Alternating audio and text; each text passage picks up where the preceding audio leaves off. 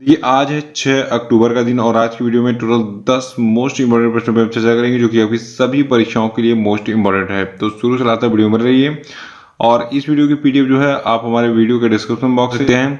और देखिए जो लोग हैं वो चैनल को सब्सक्राइब करके बेल आइकन जरूर प्रेस कर देंगे ताकि पहला प्रश्न है कि राष्ट्रीय डॉल्फिन दिवस यानी कि नेशनल डॉल्फिन डे कब मनाया जाता है। तो देखिए हर साल 5 अक्टूबर को हम राष्ट्रीय डॉल्फिन दिवस मनाते हैं।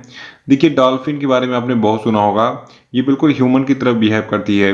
देखिए डॉल्फिन एक स्वस्थ जलीय पारिस्थितिकी तंत्र यानी कि एक्वेटिक सिस्टम के एक आदर्श संकेतक के रूप में कार्य करती है। इस प्रकार डॉल्फिन का संरक्षण अत्यंत महत्वपूर्ण है।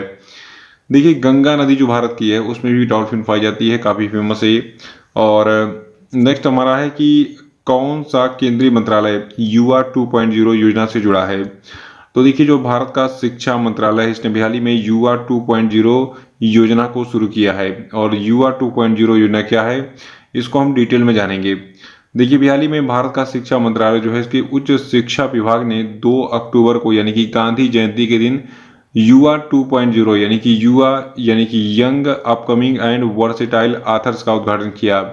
तो युवा का फुल फॉर्म क्या है, YUVA।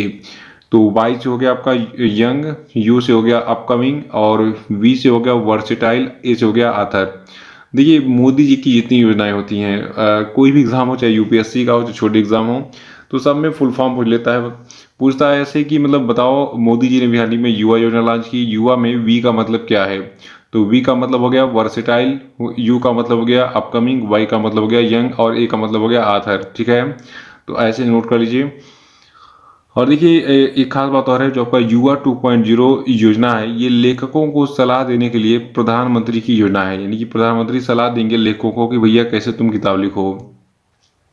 देखिए जो आपका युवा 2.0 है ये भारतीय साहित्य को अंतरराष्ट्रीय स्तर पर पोषित करने के लिए 30 वर्ष से कम उम्र के युवा और महत्वाकांक्षी लेखकों को प्रशिक्षित करने के लिए एक लेखक परामर्श कार्यक्रम है। यानी कि 30 साल से कम के उम्र के जितने भी राइटर्स होंगे उनको जो है प्रोत्साहित किया जाएगा कि तुम भैया अच्छे से अच्छा लिखो और पूरी दुनिया में नाम रोशन करो। तो बहुत अच्छी पहल है। और अगला है कि स्टॉक एक्सचेंजों में सूचीबद्ध होने के लिए पात्र होने के लिए क्षेत्रीय ग्रामीण बैंक यानी कि जो आपका रीजनल रूरल बैंक होता है इसका न्यूनतम निवल मूल्य यानी कि नेटवर्थ कितना है। तो देखिए स्टॉक एक्सचेंजों में सूचीबद्ध होने के लिए पात्र होने के लिए क्षेत्रीय ग्रामीण बैंकों का जो न्यूनतम नेटवर्थ है ये कम से कम 300 करोड़ होना चाहिए। देखिए हाल ही में भारत का जो वित्त मंत्रालय है इसके द्वारा जारी दिशा निर्देशों के अनुसार क्षेत्रीय ग्रामीण बैंक स्टॉक एक्सचेंज में सूचीबद्ध होने के लिए धन जुटाने के लिए पात्र होंगे यदि उनके पास पिछले 3 सालों में कम से कम 300 करोड़ रुपए का शुद्ध मूल्य होगा। इससे कम होगा तो ये पात्र नहीं होंगे स्टॉक एक्सचेंज में सूचीबद्ध होने के लिए। देखिए जो ये आरआरबीज होंगे, ऐसे बैंकों के पास पिछले 3 वर्षों में प्रत्येक पे 9% की पूंजी पर्याप्तता होनी चाहिए। तो ये भी एक कंडीशन है, नोट कर लीजिएगा। लेकिन सबसे मेन कंडीशन क्या है कि कोई भी क्षेत्रीय ग्रामीण बैंक जो कि स्टॉक एक्सचेंज में सूचीबद्ध होने चाहता है उसके पास कम से कम नेटवर्थ 300 करोड़ रुपए का होना चाहिए। और अगला कि स्वच्छ सर्वेक्षण ग्रामीण 2022 के तहत किस राज्य ने बड़े राज्यों की श्रेणी में पहला पुरस्कार जीता। तो देखिए जो आपका स्वच्छ सर्वेक्षण ग्रामीण है इसके तहत जो आपका तेलंगाना राज्य है इसने बड़े राज्यों की श्रेणी में पहला पुरस्कार जीता। देखिए बड़े राज्य किनको कहा गया है, जिनकी आबादी 30 लाख से अधिक है। यानी कि किसी भी राज्य की आबादी जिनकी 30 लाख से अधिक है तो उनको बड़े राज्य का दर्जा दिया गया है। देखिए बड़े राज्यों में तेलंगाना ने पहले स्थान पर कब्जा किया है और बड़े राज्यों में दूसरे स्थान पर जो है हरियाणा और तीसरे स्थान पर तमिलनाडु है। देखिए यहाँ पे जो मैंने आबादी बताई है ये ग्रामीण आबादी है, ठीक है। टोटल आबादी तो बहुत ज़्यादा है हर राज्य की। तो बड़े राज्यों में जिन राज्यों की आबादी मतलब ग्रामीण आबादी 30 लाख से अधिक है उनको बड़े राज्य का दर्जा दिया गया है। और देखिए छोटे राज्यों और केंद्र शासित प्रदेशों जिनकी ग्रामीण आबादी 30 लाख से कम है तो इस श्रेणी में अंडमान और निकोबार ने पहला स्थान हासिल किया है। उसके बाद फिर दमन और दीव है, फिर दादरा नगर हवेली है और उसके बाद फिर सिक्किम है, ठीक है। इसको नोट कर लीजिएगा। और नेक्स्ट है स्वच्छ भारत दिवस। हाँ, स्वच्छ भारत दिवस भारत में किस तारीख को मनाया था है। तो देखिए स्वच्छ भारत दिवस को हम 2 अक्टूबर को यानी कि गांधी जयंती को मनाते हैं। देखिए ये प्रश्न बहुत ही एक तरीके से आपको सोचेंगे कि आप जो है बहुत ही इजी प्रश्न है तो ऐसा है वैसा है, लेकिन कभी कभी बच्चे एग्जाम में अटक जाते हैं इसी प्रश्न में कि यार इतना इजी प्रश्न पूछ लिया तो जल्दी जल्दी में गलत आंसर मार देते हैं। देखिए जो आपका स्वच्छ भारत दिवस है इसको हम 2 अक्टूबर को मनाते हैं। 2 अक्टूबर 2014 को जो है पीएम मोदी ने स्वच्छ भारत अभियान शुरू किया था, तो इसलिए 2 अक्टूबर को हम स्वच्छ भारत दिवस मनाते हैं।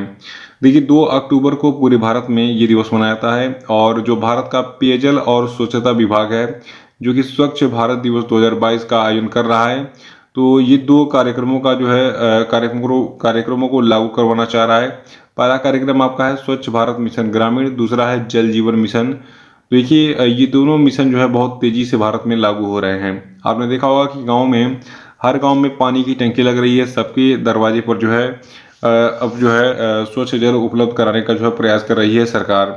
ठीक है, और स्वच्छता पे काफ़ी जोर दिया जा रहा है हर गांव में। वहाँ पे सफाई कर्मी वगैरह लगे हैं जो कि जो है रेगुलर सफाई कर रहे हैं, या फिर वहाँ पे जो डस्टबिन वगैरह लगा हुआ है, तो निरंतर स्वच्छता अभियान चालू है। लेकिन कई कहीं घपलेबाज लोग हैं, वो क्या करते हैं कि सैलरी तो ले रहे हैं सरकार से लेकिन काम नहीं कर रहे हैं। मैक्सिमम गांव मैंने देखा है कि जो सफाई कर्मी है वो महीने तक क्या सालों तक जो है गांव में झांकने तक नहीं आता है। अगला है कि जूलियस बेयर कप 2022 किसने जीता? तो देखिए जूलियस बेयर कप 2022 को जीता है मैग्नस कार्लसन ने। देखिए मैग्नस कार्लसन जो है ये नॉर्वे से बिलोंग करते हैं। कहाँ से? नॉर्वे से। ठीक है, नॉर्वे के बहुत ही फेमस जो है ग्रैंड मास्टर यानी कि शतरंज के खिलाड़ी हैं मैग्नस कार्लसन। और अभी हाल ही में जो जूलियस बेयर कप था, ठीक है, तो जूलियस बेयर कप में जो है जो आपके मैग्नस कार्लसन है इनका मुकाबला भारतीय ग्रैंड मास्टर अर्जुन एरिगेसी से हुआ था। इन्होंने अर्जुन एरिगेसी को हरा दिया और ये मैच जीत लिया, यानी कि जूलियस बेयर कप 2022 जीत लिया मैग्नस कार्लसन ने। अगला है कि हाल ही में भारत और ऑस्ट्रेलिया के बीच में खेले गए 3 मैचों की T20 श्रृंखला में किस देश ने 2-1 से जीत दर्ज की? तो देखिए भारत और ऑस्ट्रेलिया के बीच में जो 3 मैचों का T20 श्रृंखला आयोजित किया गया था हाल ही में, तो उसमें भारत ने 2-1 से जो है जीत दर्ज की। देखिए सीरीज का जो पहला मुकाबला था ऑस्ट्रेलिया ने जीता था, दूसरा और तीसरा मुकाबला भारत ने जीता था। अगला कि हाल ही में विश्व बैंक ने बाढ़ प्रभावित पाकिस्तान को पुनर्निर्माण के लिए कितने अरब डॉलर की सहायता देने का वादा किया? तो देखिए विश्व बैंक ने कहा है कि पाकिस्तान जो ये बाढ़ से प्रभावित हो गया है, भूखे मर रहा है, इसको हम 2 अरब डॉलर का जो है क्या करेंगे, सहायता राशि देंगे। देखिए वर्तमान में जो आपका वर्ल्ड बैंक है इसके प्रेसिडेंट हैं डेविड मालपास, और जो आपका वर्ल्ड बैंक यानी कि विश्व बैंक है इसकी स्थापना 1944 में की गई थी जुलाई महीने में, और इसका मुख्यालय आपका वाशिंगटन डीसी यूएसए में है। और पाकिस्तान के बारे में 4 चीज जान लीजिए। पाकिस्तान की करेंसी पाकिस्तानी रुपया है, पाकिस्तान की राजधानी इस्लामाबाद है, और पाकिस्तान के प्रधानमंत्री का नाम है शहबाज शरीफ, और पाकिस्तान के जो राष्ट्रपति इनका नाम है आरिफ अलवी। तो इन सभी डाटा को नोट कर लीजिएगा, ये सभी चीजें एग्जाम में पूछी जाएंगी। अगला कि हाल ही में फ्राइडेज फॉर फ्यूचर कार्यकर्ताओं ने किस देश में जलवायु परिवर्तन का विरोध शुरू किया?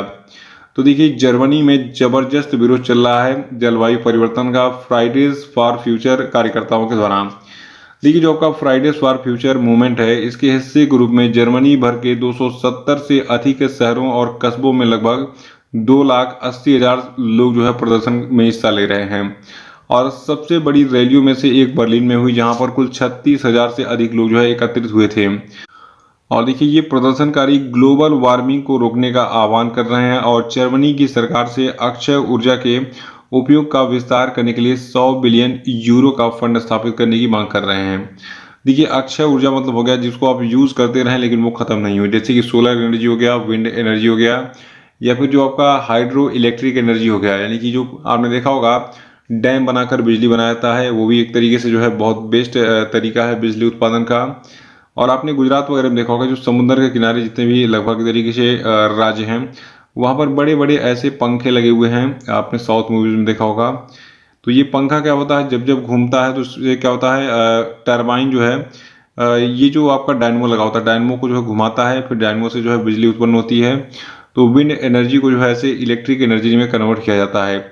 और सोलर के बारे में आप जानते होंगे, और बाकी हाइड्रो इलेक्ट्रिक एनर्जी के प्लांट आपने देखे भी होंगे।